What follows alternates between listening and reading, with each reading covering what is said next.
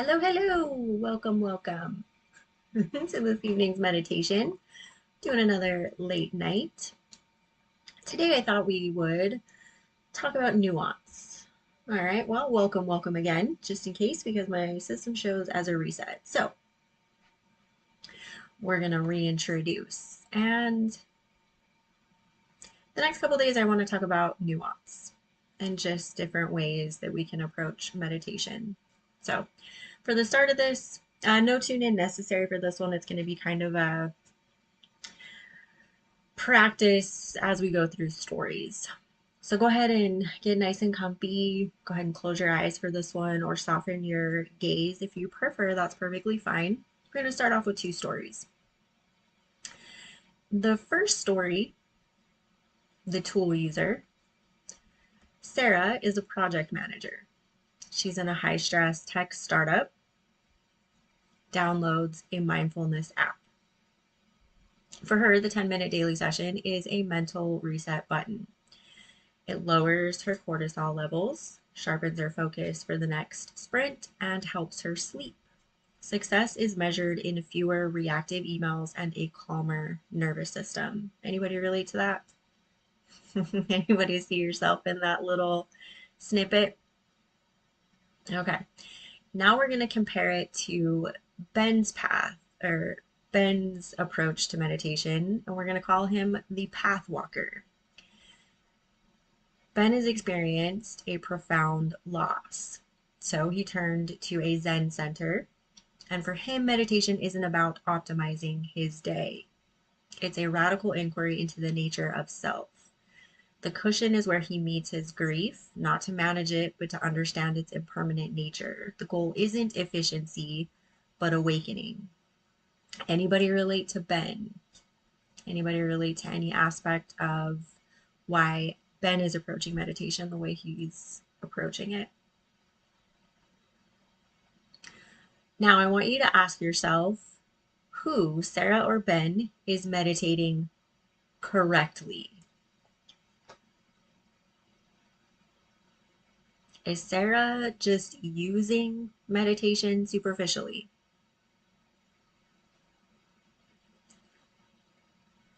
Is Ben indulging in spiritual escapism?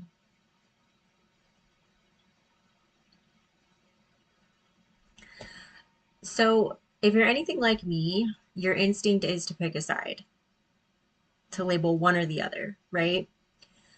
What if the question itself is the problem? It's not really about Sarah or Ben. It's the question itself that's causing the barrier, that's causing the misperception.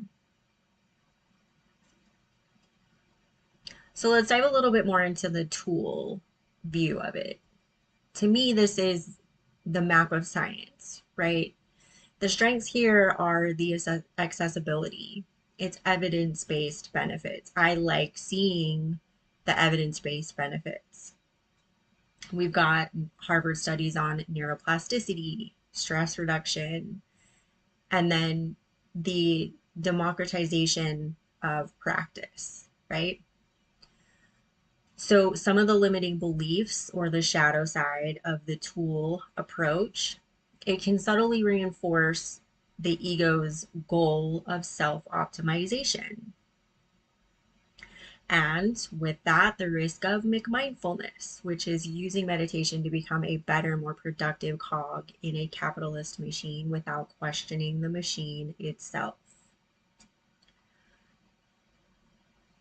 So if meditation makes us more patient with a broken system, does it prevent us from questioning why the system is broken in the first place?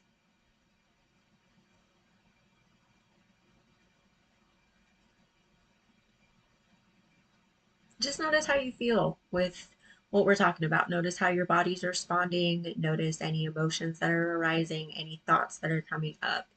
This is meant to be curious. It's meant to be a way of you exploring your own ways that you're doing this. So I put this together based on kind of things I've noticed about myself as I've continued meditating for 10 years.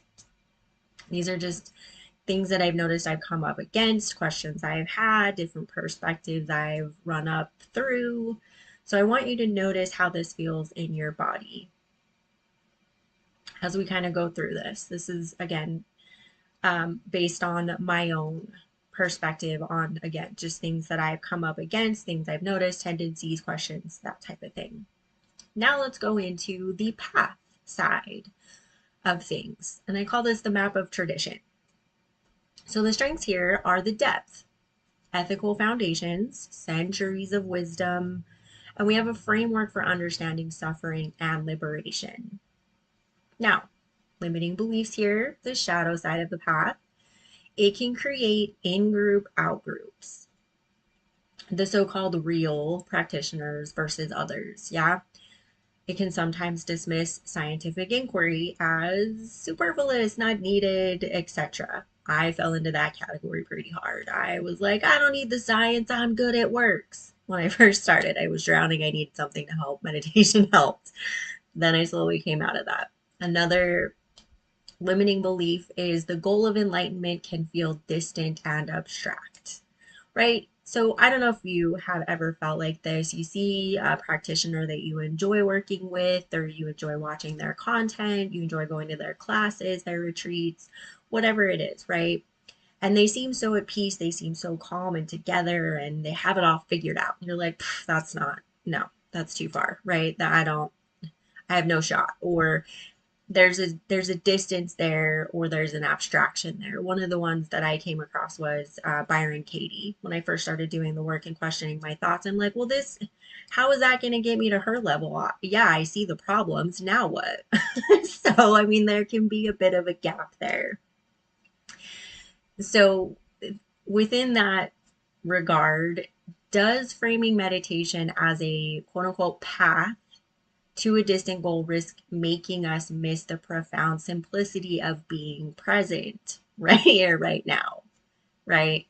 And for me, that answer was yes at one point. I was more obsessed with how everyone else seemed so together with meditation, and I just seemed to be a big old mess. So I want you to think about that question. I'll do it again without talking. Does framing meditation as a path, quote unquote, to a distant goal risk making us miss the profound simplicity of being present here and now? And then just notice how you feel.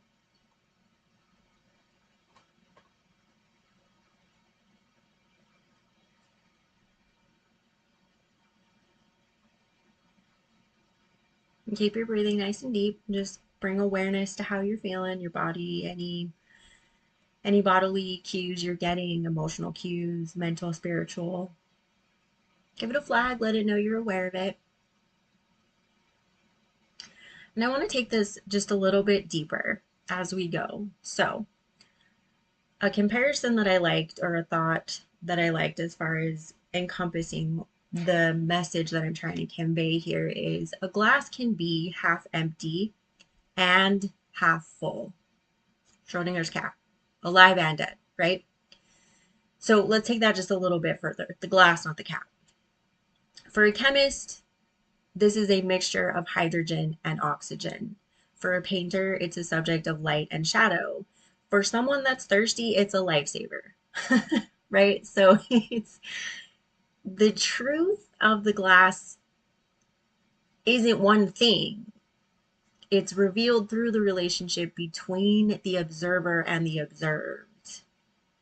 It's the interaction, right? It's the intersection we have from the different perspectives that we hold at different times in our life. Meditation for me now versus meditation yesterday, 5 years ago, 10 years ago when I started, right? It's the same practice showing up different ways now. So I feel like the glass was a better representation than my meditation analogy. So meditation similarly is a phenomenon. As a tool, it provides technology for the mind. As a path, it's a philosophical and ethical journey. And they're not conflicting truths. They're just different dimensions of the same truth, right? It's meditation is what it is. It's just how we're approaching it, how we're utilizing it. And if we're allowing the meditation, the core of the meditation, which is to help us expand and heal suffering, to become more compassionate, more empathetic, that we expand and grow outward, right? So let's revisit Sarah and Ben. What if Sarah's daily practice, born of stress, that's how I started, burnout. I was completely burned out and I needed something to help me. So meditation eventually leads Sarah to wonder, who is it that feels less stressed? Right? She starts to look a little bit deeper beyond the superficial that she's used to identifying with or identifying as. And what if Ben's deep inquiry on the cushion allows him to engage with the world in a more compassionate and less burned out way? The tool becomes the gateway to the path, and the path grounds the tool in meaning. So this was just kind of an entry point into a broader conversation that I wanted to have about nuance. I didn't really want to make it one long, hour-long discussion because I didn't want to get lost and wanted to make sure I sectioned it out so I could hit the points that I feel are most important, that I feel is kind of lost within the meditation um, community or approach. Maybe it's the wellness world that I feel is kind of lacking nuance here. So this was just the first step in reclaiming our nuance, to see that our maps are not the territory, right? They're just kind of, they're the guiding force. They're useful. It's just, it's partial, right? So that being said, I understand that this gets messy and it gets messy fast. There's so many different levels. That's part of why I sectioned this out into a couple different parts here. So what happens when the map makers themselves, the spiritual teachers, the traditions that we look to, seem to lose their way in a multitude of aspects or ways, right? How do we hold nuance when a guide we admire reveals a profound flaw? So that's what we're going to explore next time. This was just kind of an entry into a different way to bring nuance back into our meditative practice and to acknowledge that nuance is every bit a part of our meditation practice as any other part of our lives. And, you know, meditation isn't a sterile place. It's not a surgery room. It's not a clean room, right? There's a lot of stuff that's going to go into your meditative practice. Now, sometimes you will have a meditation session that feels much more like a clean room or a surgery suite, right? And that's perfectly fine too. I just wanted to start this by saying that that's what we're expanding out into, is that's what we need to open up for, is that it isn't just one or the other. It's not black and white. It's all of these things. So just wanted to kick that off with the Nuance series. I think it's only going to be 3 parts to start. So thank you for joining me this evening. I hope you found this helpful.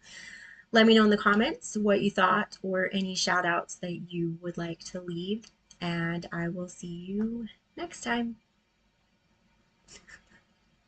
What is my avatar doing?